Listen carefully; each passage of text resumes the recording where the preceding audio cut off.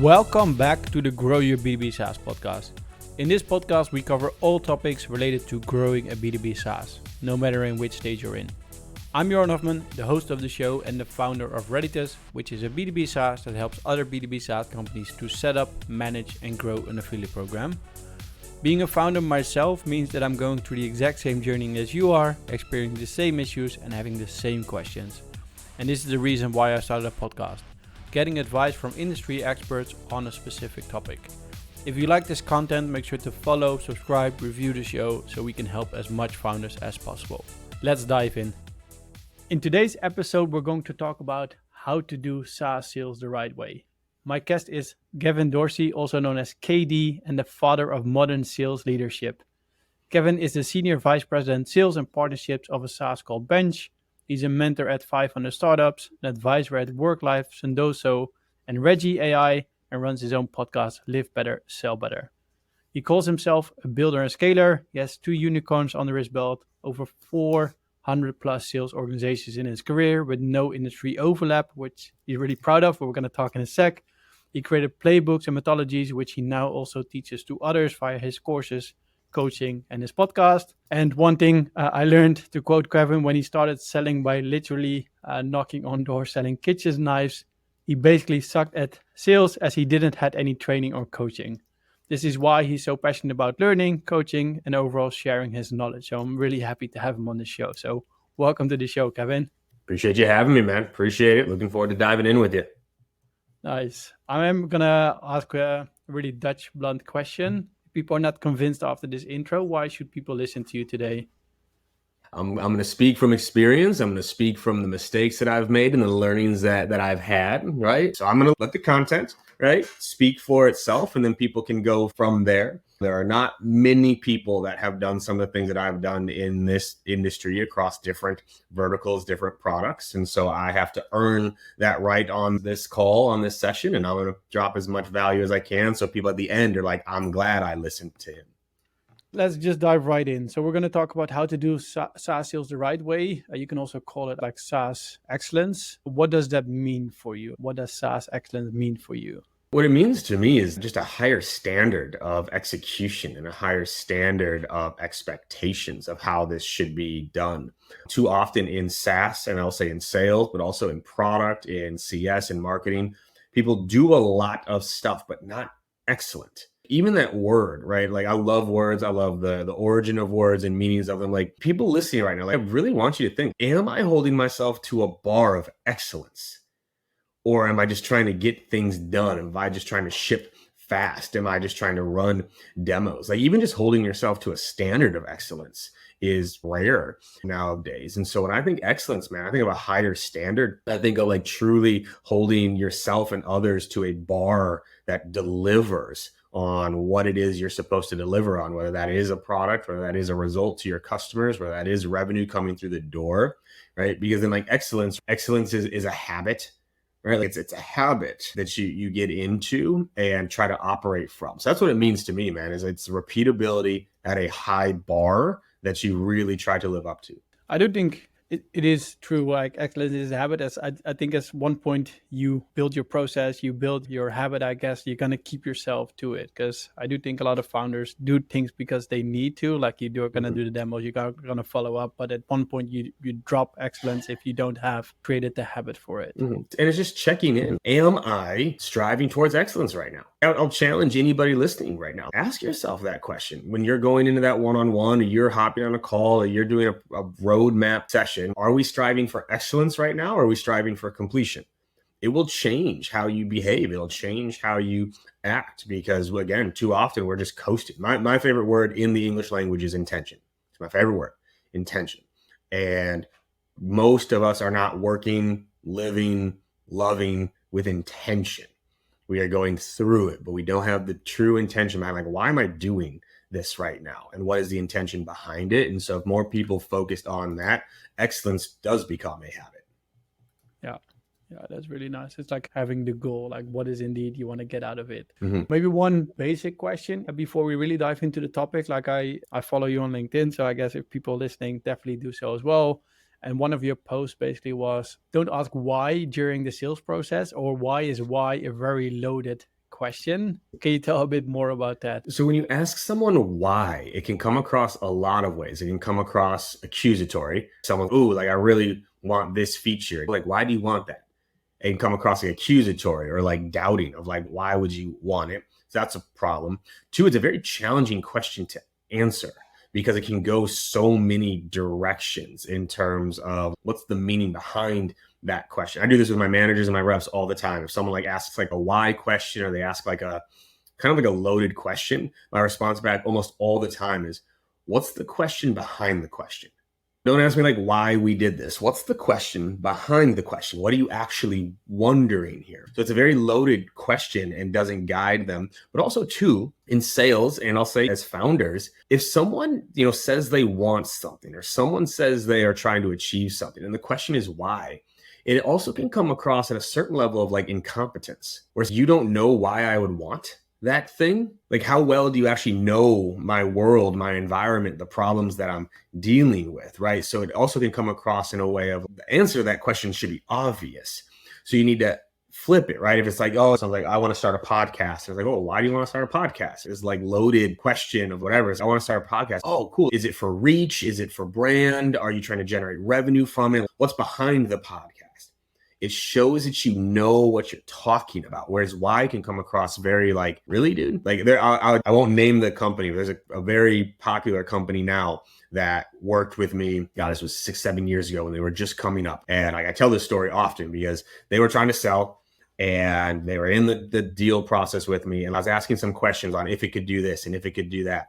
And their like lead, like co-founder was like, why would you even want it to do that? And I was like, you're not ready for me. The fact you'd even ask that question lets me know you're not ready for me. You don't understand what I do and what I'm building. Come back to me when you are ready for what I do. Because that question it was like, you just don't get it.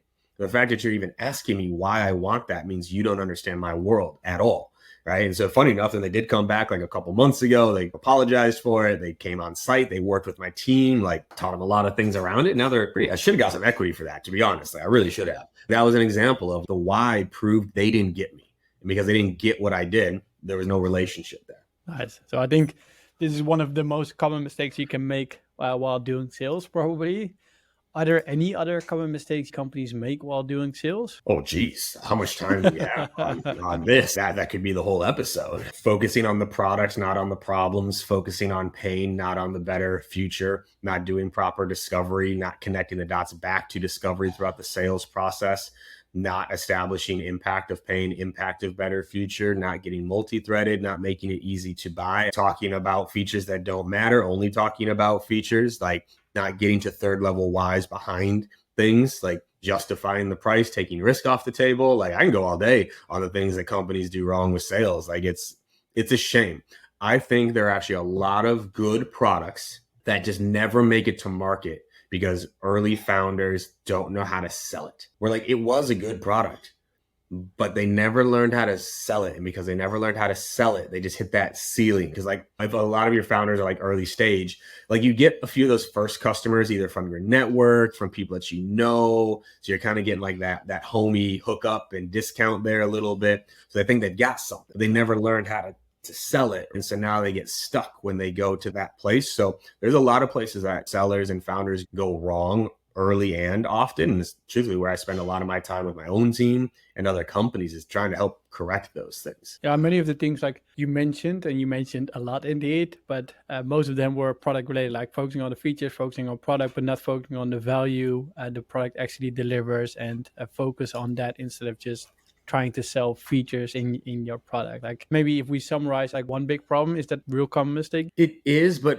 above that is even knowing what value they want from it, like coming from discovery. Most founders and sellers, funny enough, I ask this question and most of them get it wrong, where I say, what problem does your product solve? What problem does your product solve? I ask that question. And all the time, founders and sellers get that wrong. They're like, oh, like we save you time. We make you more money. We streamline your data, da-da-da. Those are benefits. What problem does your product solve? Most people don't actually know the answer to that question. Right now, the problem tends to be the opposite of the benefits, but you have to focus on that more Because if you only focus on the benefits early on, people can't relate to that. Like if I hit you up and say, hey, Joran, I can 5x your pipeline. You can't relate to that. You can't understand that. You don't believe that. Versus if I reach out to you and say, hey, pipeline getting harder to generate right now. Have you noticed that connect rates are down? Email response rates are down, right? You're getting more pushback. Are you seeing that too? We might be able to help you. Would you be open to a convo? It starts there. And then in discovery, we got to pull out the problem even more. What are you seeing? How much? What is that costing you? Where is that going? Where would you like to go? And then in the demo, connecting it back to that. So that's where most sellers and truthfully founders don't always really understand the problem that they solve. And because of that, there's always going to be a missing link in the process. Nice. And you kind of worked, I guess, way to my next question, as in regarding strategies, processes. Like, I think you teach them now quite a lot to companies how to do sales better. And I think it all starts indeed with which problem are you trying to solve. You already mentioned like go into discovery, go into demo, and then probably go into closing. Like, is that a process you would recommend to others, or can you dive deeper on strategies and processes? So it starts with prospect knowledge. Right? How well do you understand the prospect? So that begins with either customer interviews or with prospect interviews. That's the first place I start in any industry if I don't know it well. Like, funny enough, actually going to bench with small business accounting and bookkeeping and taxes. I know that space because I've run small businesses. I run my own small business. I know what it's like to have to try to do the books and get the taxes ready and figure out deductions. So I already resonate with that market very well. In all the other industries I've sold to, I wasn't a doctor. I wasn't a plumber. I wasn't a VP of HR. I wasn't a school principal, right? I wasn't an owner of a hotel or a GM or of a hospital, right? So I had to learn the markets very well. So it starts with like customer interviews or prospect interviews. So you need to nail the language there. So if you have enough customers in place, right? So if you're early and you have even 20 customers, you need to interview all 20 customers and ask these 6 questions. Why did you buy? What problem were you hoping to solve? What were you afraid of before buying? What do you like the most about the product? What's changed the most since you've got the product? And how would you describe what we do to somebody else? If you go get those answers from 20 people, your messaging is about to get a lot better. Your outbound is about to get a lot better. Your website, your pitch, all of that. So that's if you have customers. If you don't have customers, you need to do like 30 to 50 prospect interviews where you are reaching out to your ideal prospect, but it sounds like this. Hey, Joran, I'm getting ready to bring something to the market, and I would just actually love your feedback on the problem we think it solves. I won't tell you what the product is. I won't pitch you. I won't ask you to buy. I just have like 5 questions I'd love to ask to better understand this space. Would you be open to that conversation? You got to reach out to 100, 200 prospects, but you'll get your 30 to 50 that go, sure, go for it. And then it is, same idea. How do you think about this problem? What have you done to try to solve this problem in the past? How big of a problem is this for you? What's the impact of this problem? What does this problem cause? And if you could design a perfect solution, what would it look like? Now I'm going to get that prospect knowledge in, because there's problems. And I know it because I've lived it. I've done it myself too. I've built things on the side where I'm like, oh my God, people are going to love this. And then you bring it to market and people are like, that's cool. It's not that big of a problem, but cool. Good job, KD. So you have to be the prospect knowledge of, do they even think this is a problem? Have they ever tried to solve it before? This is one of the keys. If people have not tried to solve the problem you solved before, it is going to be a very hard go-to-market process because they've never even tried to solve it before. And when that's the case, there's never been a behavior around it. So that's hard. So that's the first step, is understand the prospect or your customer. Then that's what leads to your messaging, right? As you're going outbound, that's how then you craft your discovery questions. You know what questions to ask to pull some of that information out. So I'll pause there, but that's where it all starts, is really good prospect knowledge. Because too often founders and especially sellers, most sellers don't even use the product that they sell. They don't even use the product that they sell. And it's okay, how on earth are they really actually supposed to understand and communicate it to a VP of engineering or a CFO when they don't actually even use it? So they need to understand the prospect better. Yeah. Once you did this, do you turn it into a real clear ICP and buyer persona, and you make sure that everybody in the company knows it? What is the next step after this? All right. So it's the 4 Ds, my friend, the 4 Ds. So you define it, document it, demonstrate it, deliberately practice it. And this applies to all processes, all systems, right? Once you know what it looks like. So what I call it is the wiggle. So the wiggle is WGLL, and it stands for what good looks like. So once you know what good looks like, you have to define it, document it, demonstrate it, and deliberately practice it. So this should be a part of your onboarding. Oh, by the way, all these customer interviews should be recorded. So any founder that's just getting started and you don't have the resources to onboard somebody, record all 20, 25 of these interviews. That's your onboarding.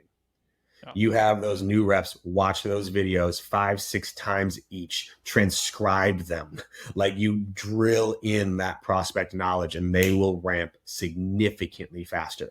So yeah, you have to define, document, demonstrate, deliberately practice it. Then you move to the next thing. Okay, now we know the persona. All right, now we need to know, okay, what are the questions we need to ask for that persona? Define, document, demonstrate, deliberately practice. Okay, now we have to run a demo for that persona. Define, document, demonstrate, deliver, this is how I scale teams, right? That is what I do, is I scale teams because I'm able to define, document, demonstrate, deliver, practice what good looks like, step by step, stage by stage, and consistently update that over time because it never stops. That's the key to scale. Yeah. And indeed, the key to scale is definitely going to be the documentation, because as you mentioned, if you want to scale and you get new people in, you want to make sure that they can just watch things themselves. Like I scaled a CS team where we just recorded like customer demos, customer interviews, similar, where we just had an Excel file where they can just go in and watch certain recordings based on certain topics. Like, make sure you record everything. This podcast episode is sponsored by Reditus. Reditus helps B2B SaaS companies to set up, manage, and grow an affiliate program. In short, it means you're asking other people, affiliates, to promote your SaaS. You would only pay the affiliates a kickback fee when they deliver you paid clients, making it a very cost-effective and scalable way to grow your MRR. See more at getreditus.com. We started with, mistakes. Definitely a good process to follow for companies here. If we turn it around and we look at some companies you work with which did really well, they already have the 3Ds in place, probably already have in place like what good looks like. Any other best practices they did here? So not nearly as many have it as you would think. Most of the what good looks like lives in people's heads. No. It's not documented a lot of places. And if it's documented, it's in a playbook that no one looks at. So that is a problem. But the one that truly makes the biggest difference in orgs that I work with, and go into is that last D, which is deliberate practice. Are you practicing the things that you need to get good at? Too often, sellers, people in CS, they're practicing with the prospect. They're actually, funny enough, what you're just describing, right? They go listen to a call, but then where are they going to go practice that skill? With the prospect. That's not how you get good at something, right? Did you play any sports or music or art growing up? Yeah, soccer. Or soccer, football, okay. You can call it, yeah. Perfect, soccer, football. Okay. First question on football, soccer. Did you spend more time playing the game or practicing? Practicing. How much difference? If you think you have 100% of time, how much time was spent practicing versus playing the actual game? Oh, I think 80% practice, maybe even more. Easy, right? How long is a soccer match? 90 minutes with some extra time. How long were your practices? 1.5 hours, twice a week. Okay, so we already have that ratio there. So now how long would it take for me to get good at soccer, at football, if all I did was play that 90-minute game? It's going to take a long time, yeah. And long time. I may never actually get good, especially if I'm going up against people that are really good. That we would never fly anywhere else, but in sales and CS, it happens every single day, where we try to teach them something and then we put them into the game. Then we wonder why they can't pull it off. So it's that deliberate practice, right? How do you develop skill in anything, where it's sports, music, singing, art, sales? You have to practice it. And similarly, think back to soccer, back to football. You didn't practice the game. What did you practice? Yeah, like I get what you're doing. You're practicing the steps, you're practicing the skills, you're practicing like how to actually play the game.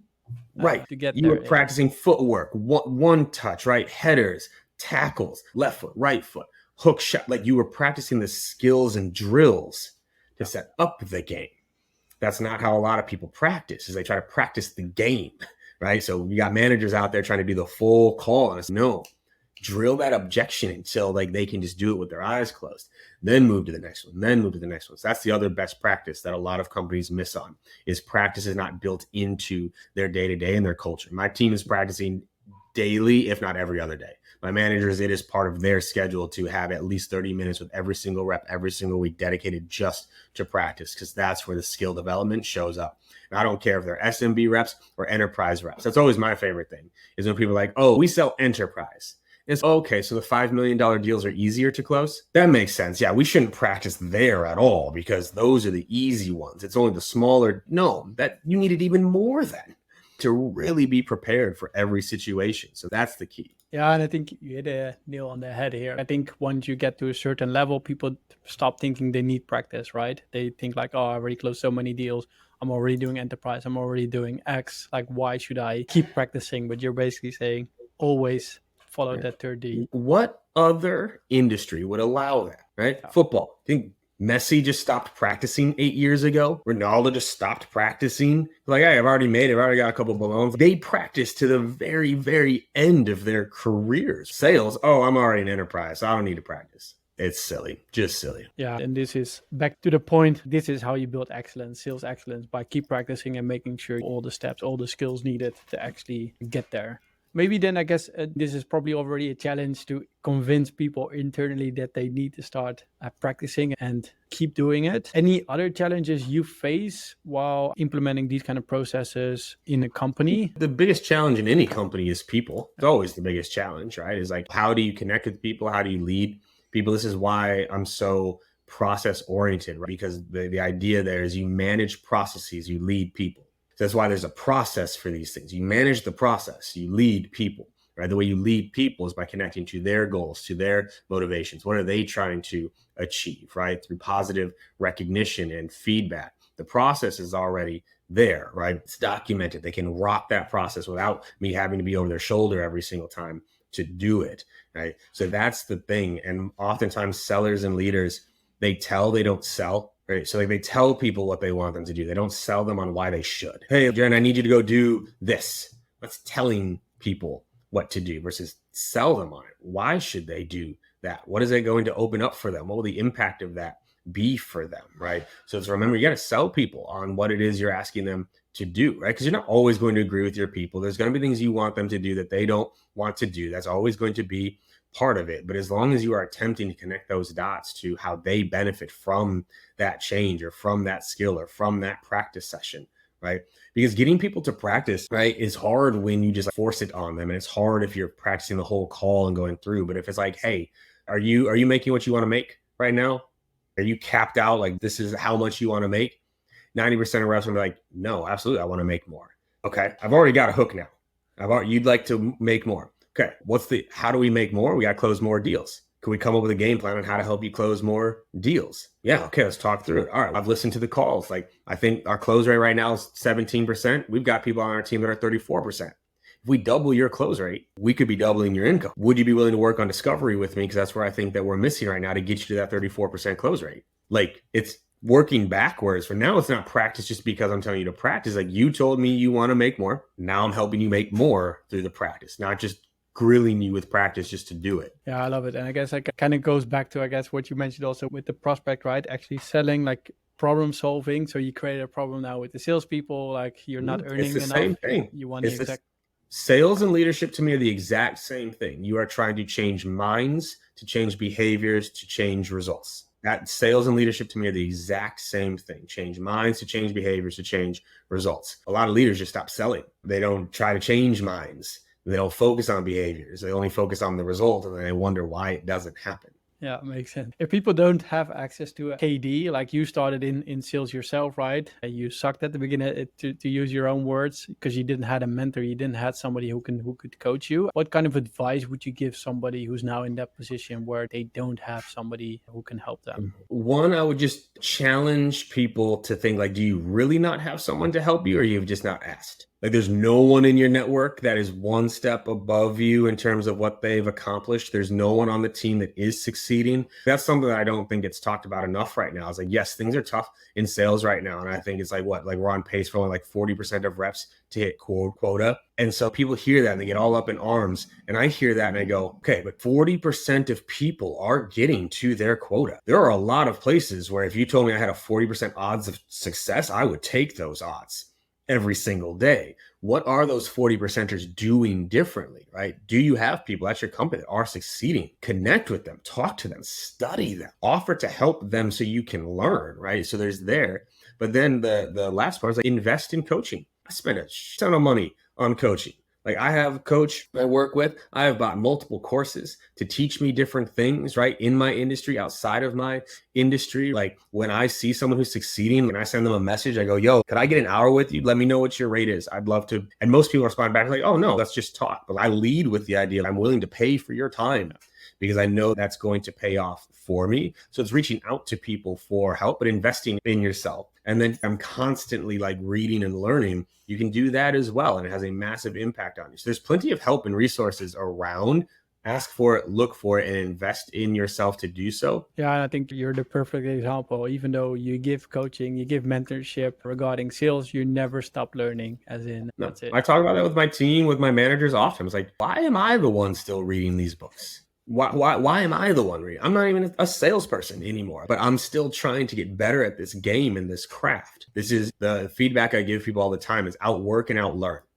It is very easy to outwork people. Most people don't know what hard work actually is. They know what busy work is. They know what working long hours is. They don't know what hard work is. It's easy to outwork people, meaning getting more done in the same period of time. I like to use the language like I'm uncatchable in terms of where I am career-wise, because not only will I outwork you, I'm going to outlearn you. You cannot catch me because I'm outlearning you. I'm learning things. I'm testing things. I'm trying things that you haven't even thought to do yet. I've gotten more things wrong than most people have ever tried in this game called leadership. So it's like those types of things. If I'm learning you and outworking you, you can't catch me. And that's where a lot of founders stop learning. A lot of sellers stop learning, and they only are focused on like the grind and the grit. You can do that, but you're going to burn out with that. You're going to burn out. Whereas I'm focused on how effing good can I get at this thing? Because if I can get really good at this, the fun part is you have to do it less. It takes me less time to do things. So I can get more done because you get good at it.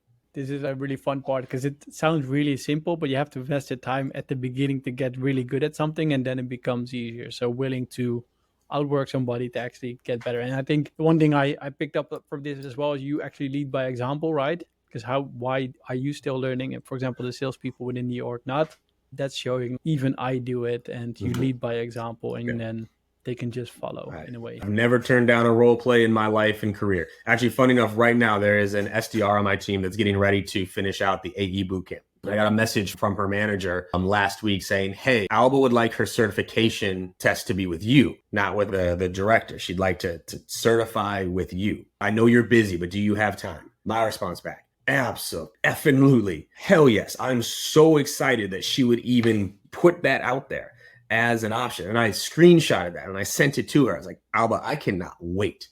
Like, I'm so fired up that you would even go for, she's coming to her SVP and wants the SVP to certify her on her demo certification. Like, hell yes. The fact that she would even ask to do that already lets me know how well she's going to succeed in this role. Zero hesitation. I already know that she is going to crush this role, that she would even take the steps to do that, right? Like that's what I love to see. We're going to go to the final 4 questions. So when we talk about sales excellence or doing sales the right way, feel free to repeat yourself a bit here. What kind of advice would you give somebody who's just starting out and growing to 10K monthly recurring revenue? So if you're trying to get to 10K, you just need to be taking massive outbound action. Like you should be talking to 10, 15, 20 people a day about your product. You should be sending videos to your ideal prospects. Like to get to 10K, you need to just be taking massive action. So often I see founders at that stage focusing on things that don't matter yet. They're working on branding. They're working on trying to get the website to look good. They're whatever else, like going to conferences. No, there is not a world that if you are showing up every single day and you are doing 10 to 15, 20 outbound videos per day for 90 days straight to your ideal personas, that you don't get to that 10K. So when you're trying to get to 10K, you have to be taking massive action out. You need to get it in front of as many people as you possibly can. And that does not come from a LinkedIn post. It does not come from a webinar. To get to 10K, that's my biggest tip is you need to know your personas, the problem you solve, but then you need to be taking massive action out. And if you're afraid to take that action out, you need to sit down and really talk to yourself and be like, okay, If I thought this was a game-changing product, it was going to change the world, and you're afraid to put it in front of people, it's a problem, right? So to get to 10K, nail the problems you solve, and then you have to be taking massive action out. And to my founders listening, you have to do it. This is not something you can go hire some little SDR to go and do. You have to take those first steps to get yourself to 10K. Let's assume we reach the 10K and we're now going to grow to 10 million ARR. And I know it is a big step, but what kind of advice would you give somebody here? What are the steps they need to follow? Yeah. So now it's to the wiggle in the 4Ds, step by step, right? So now you got the 10K. So you should have some ideas of what good looks like. Who's buying? Why are they buying? What does that look like? Now I can define what good looks like, and then define it, document, demonstrate it, deliberately practice. It has to be documented step by step. You got to get it out of your head, founders. Back to the 10K MRR, all those calls should be recorded. Every single demo should be recorded. Every single customer should be getting that customer interview afterwards. And like, you build that foundation of content, you got to get it out of your head, because you can't do it on your own, and expecting a new rep to come in and get it the way that you do is not fair. So you have to really consolidate all that information to go through it. And then it's that repetition: define, document, demonstrate, deliberately practice. Cool, we got that. Now we move to the next one, and now you can scale, right? Because really the only difference between going from 10K to 10 million is how many other people have to do it. How many other people have to do it. You can get to 10K on your own. In fact, you should get to 10K on your own. Personally, I believe a lot of companies should be able to get to 1 million on their own. Like with small core team with founders doing things into the market. Like now when you're trying to go from 1 to 10, now I need 10 people to do what I did. I need that repeatability, that documentation, that deliberate practice of those things. When you mentioned customer interviews afterwards, basically whenever you had a client call, you would send those questions you just mentioned, you would send them via email and not actually do them in the call itself? Oh no, I would definitely still have the call. It just needs to happen after, right? How they are after a customer, right? Because you can't ask them that in the sales process, because they're not going to tell you those things. Once they've been a customer for 60, 90 days, that's when you come back and say, hey, I'd love to like pick your brain a little bit on like why you joined us, right? Like why you jumped on this crazy train, right? And that's where it starts. When we zoom out a little bit, is there any like general advice towards SaaS founders who are now on their journey besides these 2 milestones? Those would be the biggest, to be honest. And I try to keep things like simple, because if you don't do those things, there's no other tip I can give you that's going to help. Like, you need to understand your prospect and their world better than anybody else. And you need to define, document, demonstrate, deliberately practice the skills necessary to do it. Without those, nothing else matters. We don't need to talk subject lines yet. We don't need to talk cold calling yet. Like, you need to know those things first to then be able to build upon it. I love the consistency as well. I think that's one thing you can definitely take out of this as well. Be consistent in whatever you do. Final question. You learned a lot. You mentioned already you have hundreds of books behind you. You do a lot of coaching as well. Like, what is one thing you wish yourself you knew 10 years ago? If I look back 10 years ago, I wish I had better understood how people think. That we say this with my managers often. We have this phrase that we go back and forth with. I say it, and they have to repeat it back to me. It sounds like this: I am not you. You are not me. We are not them. They are not us. And remembering that is very important as a leader, because oftentimes early on in leadership, like, you want people to think the way you think. You want people to work the way that you work. You want people to do things the way that you did them. That was definitely me 10 years ago. And I was way more of a pusher then than I am now. Today, I pull people. I'm not here to push people. Like, if I have to push you for you to succeed, this is never going to work. I pulled you. I'm going to pull you along. I'm going to help you get there, but you got to be coming the same direction with me. 10 years ago, I wish I had a better understanding of that I need to connect the dots to individuals' goals, that I need to have a reason for them to do the things, but to expect them to work the way that I work is actually unfair. That's why I'm in the seat that I'm in. Right? I'm going to coach you. I'm going to give you everything I can, but that it just creates a never ending called disappointment when you're trying to and founders, I'm talking to your heart right now, because you're going to see this and you're going to be like, yeah, like they just don't work the way I work, or they just don't care. They're not going to. That's why you're the founder. You are different. I am not you. You are not me. We are not them. They are not us. This is 10 years ago. I wish I had a better understanding of that. I think it's a really nice one to close off with. If people want to get in contact with you, Kevin, how can they do so? They can follow me on LinkedIn. I am right at that stupid 30,000 limit already on LinkedIn, so I can't take too many more connections. But if they want to reach out directly, they can also email me, kd@salesleadershipaccelerator.com. That's like my personal course email, and we can go from there. Nice. We're definitely going to add it in the show notes. We're going to add your LinkedIn profile in the show notes. Go and follow Kevin because you can't connect with him anymore. We're also going to add a Q and a poll in Spotify. No idea yet what the question is going to be, but check it out now on your phone. And thanks again for coming on the show, Kevin. Thanks for having me, man. Thanks again for listening to the Grow Your B2B SaaS podcast. If you found value in today's episode, please leave us a review, follow us, thumbs up, you know what to do. If you want to sponsor the show to reach SaaS founders, just ping us on LinkedIn. And if you're experiencing any kind of specific challenges right now, let us know as well. We're always looking for topics to cover in our show. For now, have a great day and keep growing your B2B SaaS.